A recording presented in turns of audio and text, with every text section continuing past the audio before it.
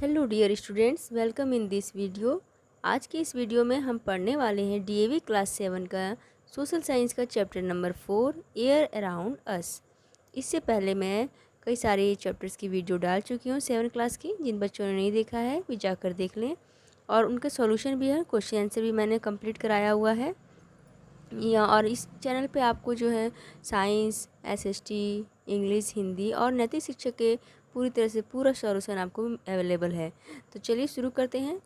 और एक बात और कि आप लोग क्वेश्चन आंसर देखने से पहले इस चैप्टर को एक्सप्लेनेशन वीडियो ज़रूर देखा करिए, ताकि आपको चैप्टर जब समझ में आएगा तो उससे क्वेश्चंस के आंसर भी आपको अच्छे से समझ में आएगा और उसको आप अपने से भी लिख सकेंगे। तो चलिए शुरू करते हैं। हमारा आज का चैप्टर है एयर अराउंड अस, यानी हमारे चारों ओर का एयर के बारे में हम पढ़ेंगे। We can live without food for a couple of days, we can also live without water for a couple of hours, but we can not live without air even for a couple of minutes. Air is a very important for all living organisms. तो हम बिना खाने के कुछ दिनों तक तो रह सकते हैं, ज़िंदा रह सकते हैं।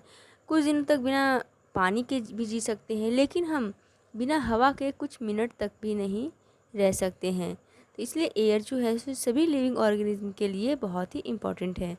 The earth is surrounded by A thick layer of air which is a mixture of several transparent gases.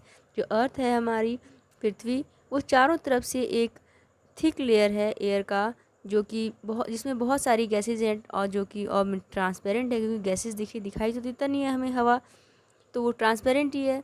तो उसमें बहुत सारी गैसेज हैं, जैसे कि हमने पढ़ा था पिछले क्लासेस में, नाइट्रोजन, ऑक्सीजन, कार्बन डाइऑक्साइड, ये सब गैसेज का है।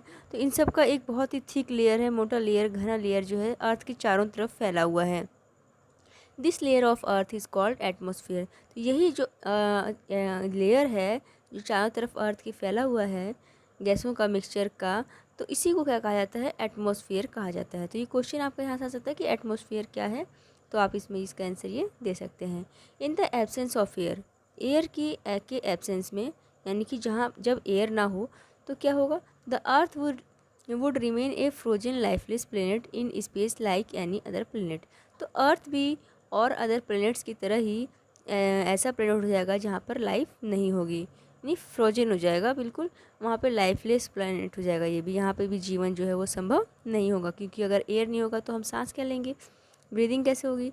तो in fact the atmosphere that we live in is the result of gradual and continuous changes which started about 4600 million years ago and were energised by the sun. तो इस प्रकार से जो ये एटमॉस्फेयर है जिसमें हम रह रहे हैं, ये सब क्या है कि ये सब अर्थ जब बना था, धीरे धीरे उसमें जब अर्थ बन रहा 4600 मिलियन ईयर्स पहले जब ये बनना शुरू हुआ, और धीरे धीरे इसमें लगातार चेंजेस आते जा रहे हैं, तो इन सब के ही कारण से जो ये है हमारे अर्थ पर एटमॉस्फेयर है।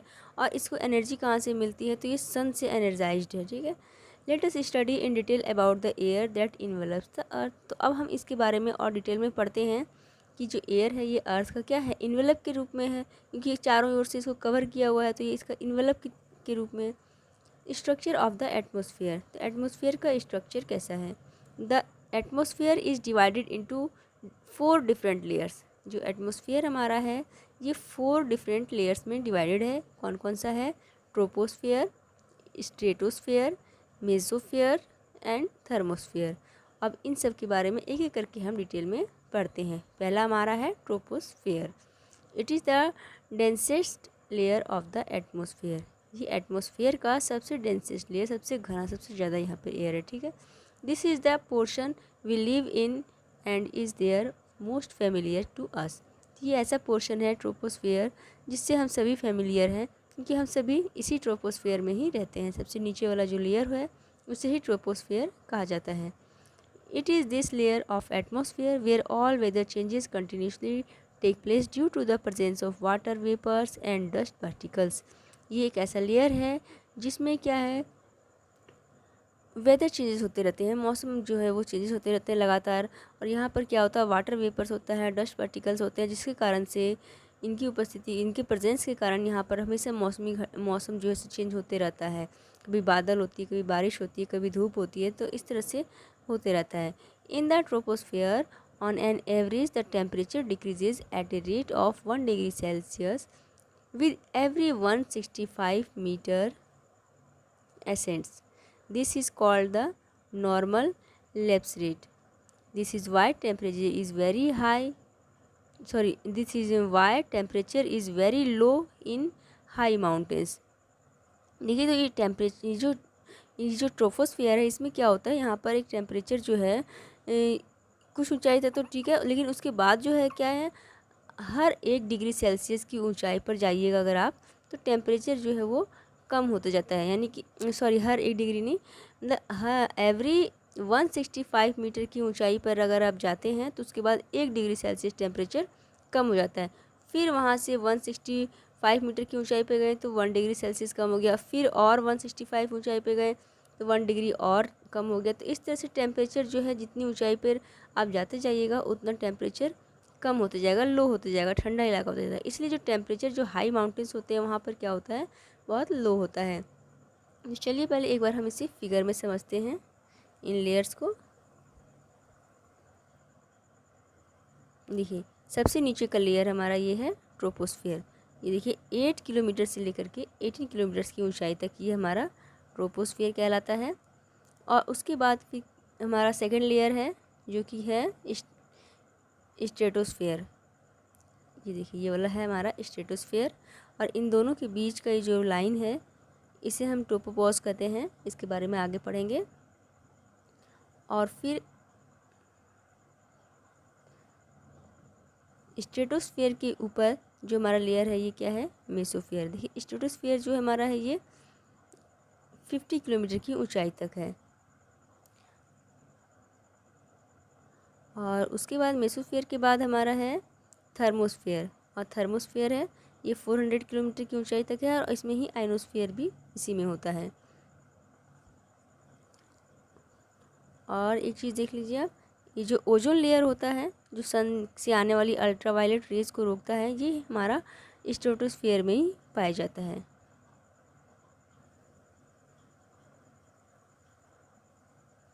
तो अब देखते हैं हमारा टॉपिक, नेक्स्ट टॉपिक है स्ट्रेटोस्फियर।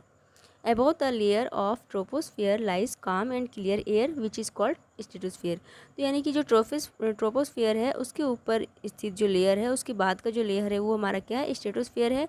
और ये कैसा है, बिल्कुल काम एंड क्लियर है, बिल्कुल शांत और क्लियर। यहाँ पे किसी भी तरह का की जो मौसमी घटनाएं होती हैं, वेदर चेंजिंग होती है, बारिश है, बिजली की कड़कना है, ये सब चीज़ें यहाँ पर बिल्कुल नहीं होती, बिल्कुल क्लियर होता है। यहाँ का जो एयर होता है वो, यहाँ पे किसी भी तरह की कोई भी बादल वगैरह, डस्ट पार्टिकल वगैरह जो होते हैं वो नहीं होते। The total absence of water vapours and dust particles in this layer prevent the formation of cloud.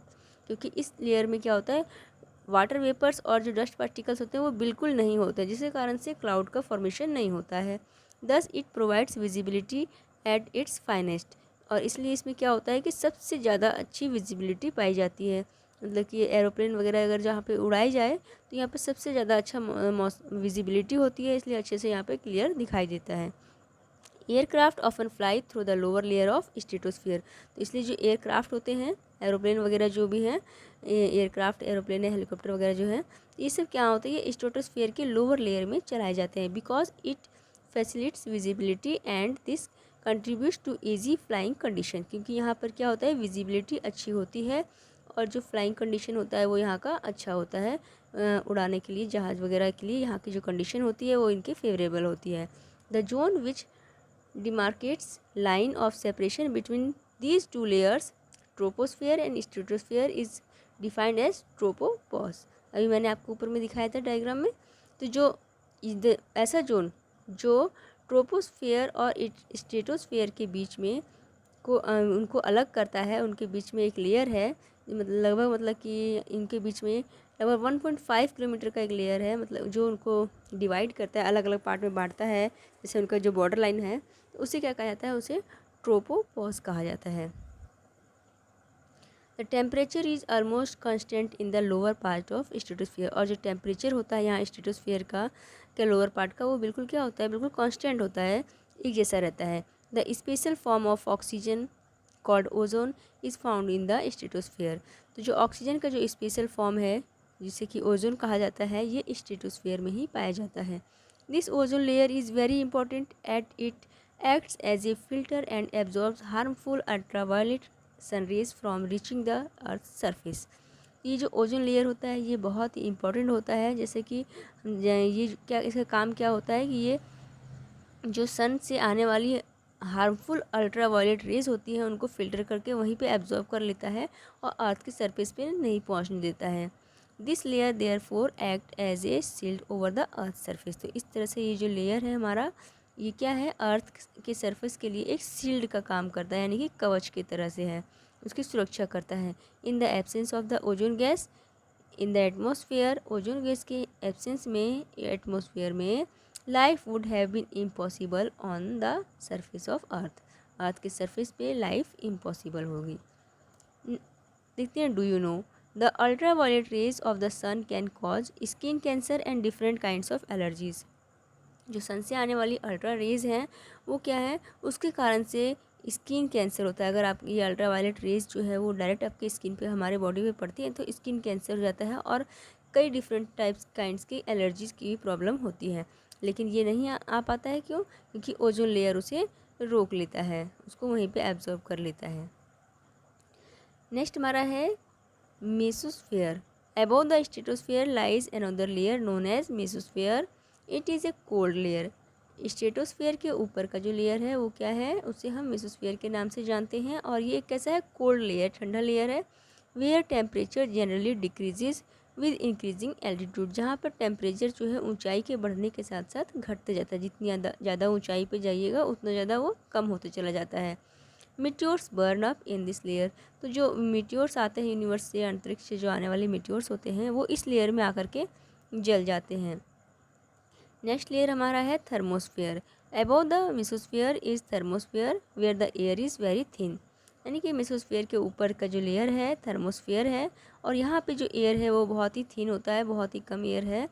In the lower layer of thermosphere, thermosphere का जो लोअर लेयर है जिसे आयनोस्फेयर भी कहा जाता है, ion particles are present in concentration. यहाँ पे बहुत ज़्यादा मात्रा में आइनो पार्टिकल्स पाए जाते हैं। This ion particles are electrically charged. ये जो आइनो पार्टिकल्स होते हैं ये क्या होते हैं, इलेक्ट्रिकली चार्ज होते हैं and play an important role in our wireless communication. और हमारे वायरलेस कम्युनिकेशन में ये एक बहुत ही इंपॉर्टेंट रोल प्ले करते हैं। वायरलेस कम्युनिकेशन जैसे कि हम जो फ़ोन वगैरह पे बात करते हैं वो। Radio waves can be send to different places through these ion particles. तो इसी आइनो पार्टिकल्स के द्वारा ही रेडियो वेव्स जो होते हैं वो अलग अलग जगहों पर भेजे जाते हैं। हम अपने अपने घरों में रेडियो से सुनते हैं, तो इन्हीं सब के कारण से। They enable wireless communication over the earth surface. ये अर्थ के सरफेस पे वायरलेस कम्युनिकेशन को इनेबल करते हैं। बियॉन्ड द थर्मोस्फेयर, थर्मोस्फेयर के बाद about 16 kilometre above the earth surface, लगभग 1600 किलोमीटर अर्थ के सरफेस से 1600 किलोमीटर की ऊंचाई पर the earth's atmosphere gradually merges with very thin gases of the outer space. तो इसके बाद जो होती है 1600 किलोमीटर की ऊंचाई के बाद में जो अर्थ का एटमॉस्फेयर है वो धीरे धीरे क्या होता है, वहाँ पे बहुत ही कम गैसेस होती हैं, जो हमारा जो कि आउटर स्पेस होता है। नेक्स्ट हमारा डू यू नो है। In the upper layer of the atmosphere microscopic dust particles scattered incoming solar rays and absorb all colours except blue, giving blue colour to sky. तो जो हमारा atmosphere का जो upper layer है यहाँ पर क्या होते हैं, बहुत सारे माइक्रोस्कोपिक डस्ट पार्टिकल्स जो फैले हुए होते हैं, जो सन से जो सोलर रेज होती हैं उन्हें क्या करते हैं, उनमें जो कलर्स होते हैं उन सबको वे एब्जॉर्ब कर लेते हैं। और सिर्फ किसी नहीं एब्जॉर्ब करते, सिर्फ ओनली ब्लू कलर को छोड़कर बाकी सभी कलर्स को ये एब्जॉर्ब कर लेते हैं। इस कारण से हमें जो स्काई है वो ब्लू कलर का दिखाई देता है। नेक्स्ट टॉपिक हमारा है एयर एंड इट्स कंपोजिशन। हवा और इसकी कंपोजिशन, यानी कि एयर में कौन सी गैसेस कितनी मात्रा में है, इसके बारे में हम इसमें पढ़ने वाले हैं। The air which we inhale is not a single gas but a mixture of a number of gases. जो हवा हम सांस में लेते हैं ये केवल एक सिंगल गैस नहीं होती, बल्कि इसमें बहुत सारी गैसेस का मिक्सचर होता है। It is found that up on the altitude to 90 kilometre from the earth surface.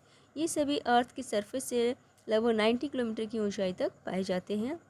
The proportion of 3 major gases present in the atmosphere is uniform. तो मेनली 3 जो गैसेज हैं जो ज़्यादा मात्रा में इसमें पाई जाती हैं। दीज मेजर गैसेज आर, और ये तीनों जो बड़ी मेजर गैसेज हैं ये कौन कौन सी हैं? नाइट्रोजन, ऑक्सीजन और कार्बन डाइऑक्साइड, जो ज़्यादा मात्रा में पाई जाती हैं। But above 90 kilometre the composition begins to change due to increase in the proportion of lighter gases like helium. तो जैसे कि ऊंचाई बढ़ती है, जैसे कि 90 किलोमीटर से ज़्यादा ऊंचाई पर जाने पर क्या होता है कि इनका जो कंपोजिशन है इसमें चेंज आ जाता है।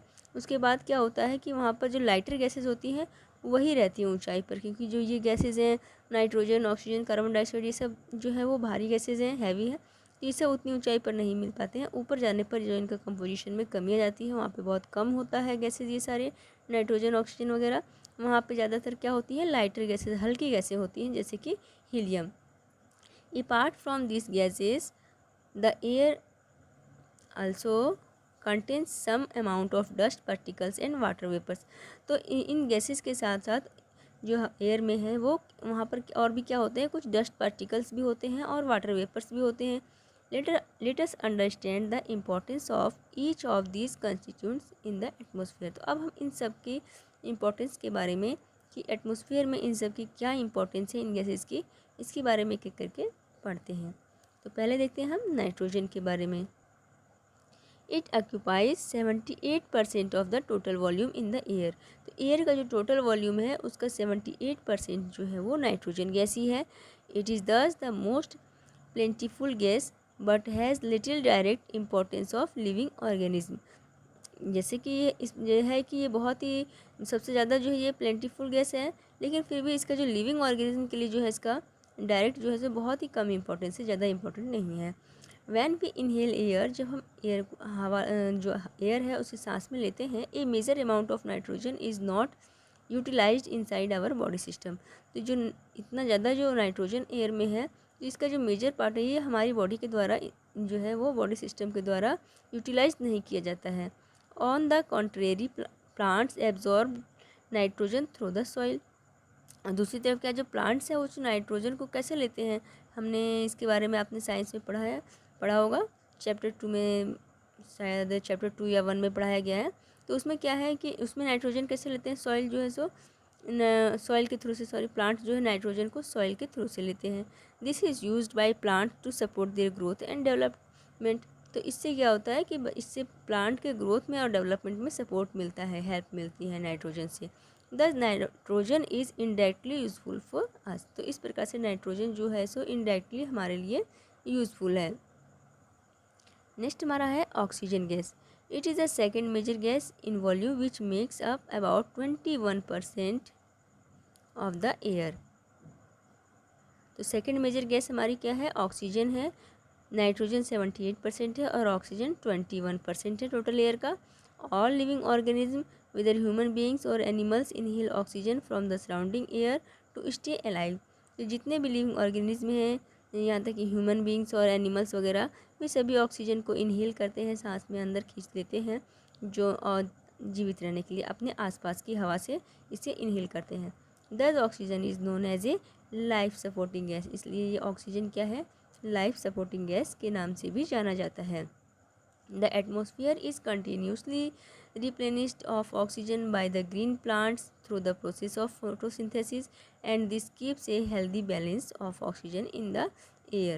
देखिए, अगर हम लोग सारा का सारा ऑक्सीजन इनहेल करते जाएंगे तो ऑक्सीजन तो ख़त्म हो जाएगा, तो वो दोबारा कैसे आएगा इन्वायरमेंट में? तो इसलिए एटमोसफियर में जो है सो कंटिन्यूसली इसको रिप्लेनिश किया जाता है, बनता रहता है ऑक्सीजन। और ये कैसे होता है? ग्रीन प्लांट्स के द्वारा होता है। जब ग्रीन प्लांट्स होते हैं फोटोसिंथेसिस का काम करते हैं, अपने लिए जब भोजन बनाते हैं प्लांट्स, तो उस फोटोसिंथेसिस होता है, उसे फोटोसिंथेसिस कहा जाता है।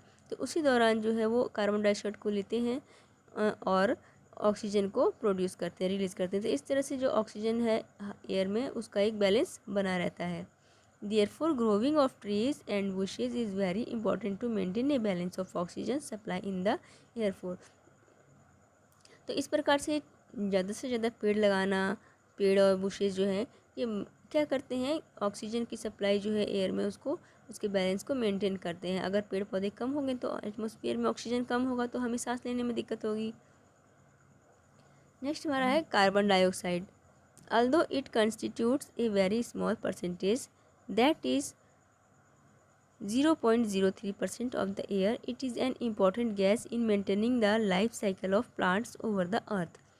जैसे कि ये गैस जो है ये बहुत ही कम मात्रा में एटमॉस्फेयर में है, ओनली कितना है 0.03% है, लेकिन फिर भी ये अर्थ पे प्लांट के लाइफ साइकिल को मेंटेन करने में बहुत ही इम्पोर्टेंट रोल प्ले करती है। क्योंकि जो प्लांट्स हैं अपना फूड जो बनाते हैं तो वो फोटोसिंथेसिस के द्वारा बनाते हैं, तो उसमें उनको कार्बन डाइऑक्साइड गैस की ज़रूरत होती है।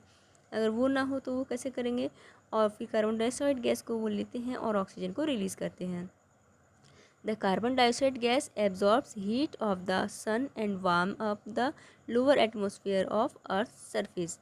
जो कार्बन डाइऑक्साइड है वो क्या करता है, सन की जो हीट है उसको एब्जॉर्ब करके रखता है और एटमॉस्फेयर को, जो अर्थ का एटमॉस्फेयर है उसको, लोअर एटमॉस्फेयर है उसको वार्म रखता है। अगर कार्बन डाइऑक्साइड ना हो तो क्या होगा कि जैसे दिन में तो बहुत गर्मी रही और अगर उस समय कार्बन डाइऑक्साइड गैस ने सन की जो हीट है उसको एब्जॉर्ब करके नहीं रखा एटमॉस्फेयर में, तो फिर रात होते ही जैसे जैसे सन से दूर हो, मतलब कि जैसे ही रात होगी तो यहाँ पे एटमॉस्फेयर क्या होगा, पूरी तरह से बिल्कुल ठंडा हो जाएगा बहुत ज़्यादा।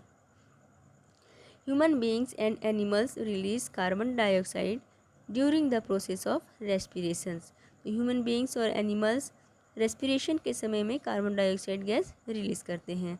The green plants draw this carbon dioxide from the atmosphere and utilise it during the process of photosynthesis. और जो ग्रीन प्लांट्स होते हैं वो एटमॉस्फेयर से इस कार्बन डाइऑक्साइड को यूटिलाइज करते हैं फोटोसिंथेसिस के समय में। In this way a balance is maintain in the atmosphere. और इस प्रकार से एटमॉस्फेयर में एक बैलेंस बना रहता है। If the amount of carbon dioxide is more in the air it can adversely affect the living beings. अगर जो है इन्वायरमेंट में, एयर में कार्बन डाइऑक्साइड जो है वो बहुत ज़्यादा हो जाएगा तो ये ज़रूर लिविंग बींग्स को अफेक्ट करेगा। Since the carbon dioxide has a property to absorb heat. तो इस प्रकार से कार्बन डाइऑक्साइड में हीट को एब्जॉर्ब करने की प्रॉपर्टी है, एब्जॉर्ब करने का गुण है उसके अंदर। It increases temperature of the atmosphere. ये एटमॉस्फेयर का क्या करता है, टेम्परेचर बढ़ा देता है। अगर जो है हमारे एयर में कार्बन डाइऑक्साइड जो है वो ज़्यादा हो जाएगी तो ये क्या होगा, ज़्यादा हीट को एब्जॉर्ब करेगा। ज़्यादा हीट को एब्जॉर्ब करेगा तो टेम्परेचर क्या होगा, ज़्यादा गर्मी होगी, which in turn increase the temperature over the earth surface. तो इस प्रकार से अर्थ के सरफेस का टेम्परेचर क्या होगा, बढ़ जाएगा, ज़्यादा गर्मी हो जाएगी। इसलिए कहा जाता है कि ज़्यादा पेड़ पौधे लगाइए। This is the cause of global warming. और यही होता है ग्लोबल वार्मिंग का कारण, which is threatening the life support system of the planet. जो कि प्लेनेट का जो लाइफ सपोर्ट सिस्टम है उसको क्या करता है, प्रभावित करता है। Apart from these three major gases, the atmosphere also has some other gases like argon, helium, methane, etc. in small amounts। तो इन सारे तीन बड़े बड़े गैसेस के अलावा इन सारे जो तीन मेजर गैसेस हैं इसके साथ एटमॉस्फेयर में कुछ, तो ये तीन मेजर गैसेस हैं, इनके साथ एटमॉस्फेयर में कुछ और भी गैसेस हैं जैसे कि आर्गन, हीलियम और मीथेन वगैरह हैं। तो ये सब क्या है, ये बहुत ही कम स्मॉल वॉल्यूम में, बहुत कम मात्रा में ये पाए जाते हैं। ठीक है। The water vapours and dust particles are the other important components present in the atmosphere. They have their own relevance. तो ये एटमॉस्फेयर में वाटर वेपर्स भी होते हैं और कुछ डस्ट पार्टिकल्स भी होते हैं, तो इनका भी एटमॉस्फेयर में अपना जो है सो, इनका भी, ये भी जो होते हैं इंपॉर्टेंट कंपोनेंट होते हैं एटमॉस्फेयर में, और इनका जो है सो अपना अलग ही क्वालिटी होता है, अपना अलग रिलीवेंस होता है। ठीक है। The atmosphere also hold solid particles of dust, salt, pollen etcetera. जो एटमॉस्फेयर है इसमें कुछ सॉलिड पार्टिकल्स भी होते हैं जिसे इसने होल्ड किया हुआ रहता है एयर में, जैसे कि डस्ट है, सॉल्ट है, पोलन है, इस वगैरह।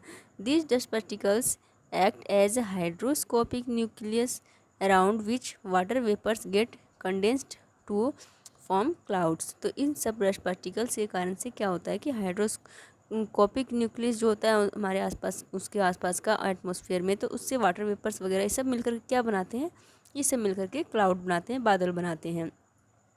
तो आई होप यहाँ तक आपको समझ में आया होगा। बाकी का आगे का टॉपिक को हम नेक्स्ट वीडियो में पढ़ेंगे। तब तक के लिए चैनल पर बने रहें। Thanks for watching.